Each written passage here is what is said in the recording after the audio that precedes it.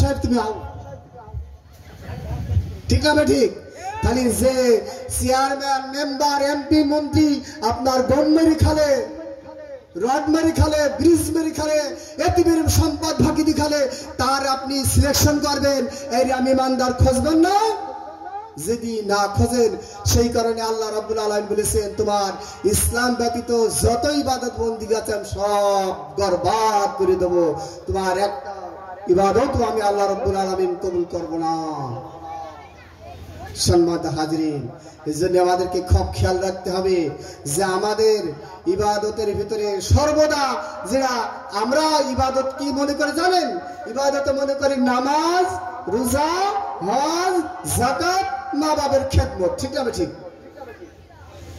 কিন্তু এগুলো ইবাদত না। আল্লাহর ইবাদত করা জানেন? আল্লাহর ইবাদত মাত্র দুইটো। কয়টা ইবাদত? আল্লাহর ইবাদত মাত্র দুই প্রকার, এটা আমরা জানি না। আল্লাহর ইবাদত কয় প্রকার বললাম? মাত্র দুই প্রকার। এক নম্বর ইবাদত আছে আল্লাহর আদেশ। আল্লাহ যেটা কোরআনে আমাদের নির্দেশ দিয়েছে সেইটা আপনি বাঁচেন আর মরেন, আপনার চাকরি থাক আর যাক, আপনার বেতন দিক আর না দিক, কোরআনের পক্ষে থাকতে হবে। জোরে বলি সুবহানাল্লাহ। এটা আল্লাহর আদেশ, এটা আপনাকে পালন করতে হবে। আমার এই গ্রামের লোক চাকরিতে রাখুক আর না রাখুক, যদি আমি কোরআনের হক কথা না বলি, কোরআনের সঠিক কথা না বলি, আল্লাহ রাব্বুল আলামিন সূরা বাকারার 174 নম্বরে আয়াতে বলছেন তুমি জাহান্নামের আগুন পেটের মধ্যে ছাড়া কিছু ঢুকালে না। যদি আমি চাকরির ভয়তে, বেতনের ভয়তে, সম্মানের ভয়তে কোরআনের হক কথা গোপন করি, তাহলে আমার যে বেতন নেবো, টাকা নেবো, পয়সা নেবো, চাল নেবো, টাকা নেবো, পোশাক আশাক যা নেবো, সব জাহান্নামের আগুন আমার পেটে ভর্তি হবে। সম্মানিত হাজিরিন, এই জন্য খুব সাবধান, আমাদের অন্তরের ভিতরে যেন কোনো জাহান্নামের আগুন প্রবেশ না করে। তারপরে আল্লাহর নিষেধ, এক নম্বর আল্লাহর আদেশ, দুই নম্বর আল্লাহর নিষেধ। সম্মানিত হাজিরিন, নিষেধটা কি জানেন? নিষেধটা আল্লাহ যেটা করতে মানা করেছে সেইটা করা যাবে না। আল্লাহকে সুদ খেতে মানা করেছে, সুদ খাওয়া যাবে বলেন? আল্লাহ সুদ খেতে মানা করেছে, সুদ খাওয়া যাবে? যাবে না। আল্লাহ নামাজ কাজা করতে মানা করেছে, নামাজ কাজা করা যাবে? আল্লাহ রমজানের রোজা ফরজ করেছে, রোজা ছেড়ে দেওয়া যাবে? যাবে না। আল্লাহ বলছে তুমি নিজে নামাজ পড়ো, তোমার আহলেল বায়াতকে নামাজ পড়াও।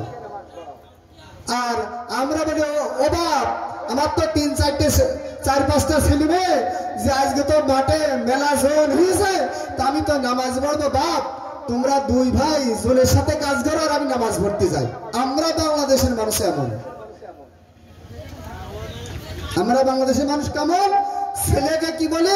জোনের সাথে কাজ করো আর আমি যাই মসজিদে। এটা কি আল্লাহর বিধান? আল্লাহ বলছে ইয়া আইয়ুহাল্লাযিনা আমানু কু আনফুসাকুম ওয়া আহলিকুম নারা, তুমি নিজে আল্লাহর ইবাদত বন্দেগী করো, তোমার আহলেল বায়াতকে ইবাদত বন্দেগী করতে অভ্যাস করো। আমরা সেটা করিনি। আল্লাহ রাব্বুল আলামিন কোরআনে যে নির্দেশ দিয়েছেন সেই নির্দেশ আমাদের বাস্তবে পালন করতে হবে।